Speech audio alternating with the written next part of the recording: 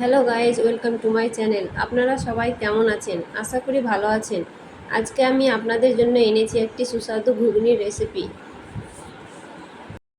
ঘুগনি করার জন্য আমি মটরগুলোকে 8 থেকে 9 ঘন্টা ভিজিয়ে রেখেছিলাম। তারপর নিয়েছি একটি টমেটো কুচি ও একটি আলু ছোট ছোট পিস করে কেটে নিয়েছি। তারপর গ্যাসে প্রেসার কুকার চাপালাম।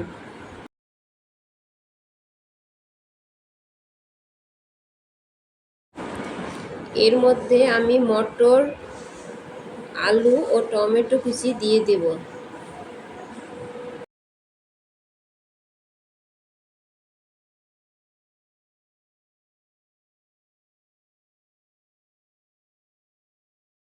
তারপর এতে 2 গ্লাস জল দিয়ে দিলাম।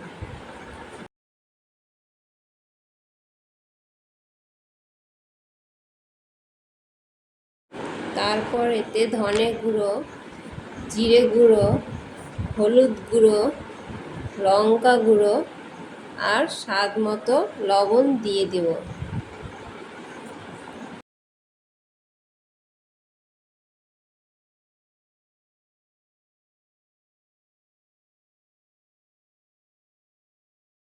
এবার এটাকে সেদ্ধ করে নেব।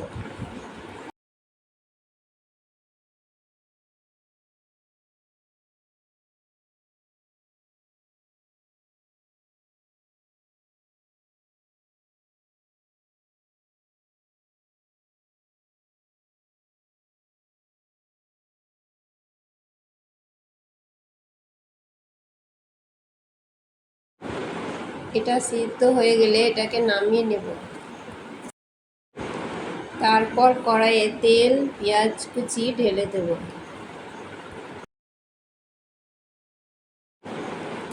এটা হালকা লাল করে ভাজা হয়ে গেলে এতে 1 চা চামচ রসুন ও আদা বাটা দিয়ে দেব। এটা কিছুক্ষণ নেড়ে নেব। এতে সিদ্ধ করা মটর ঢেলে দেব।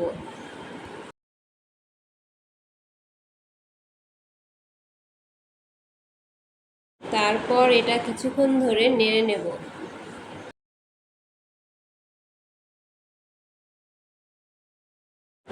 এবার এটাকে নামিয়ে নেব। এবার আমাদের সুস্বাদু ঘুগনি রেডি হয়ে গেল।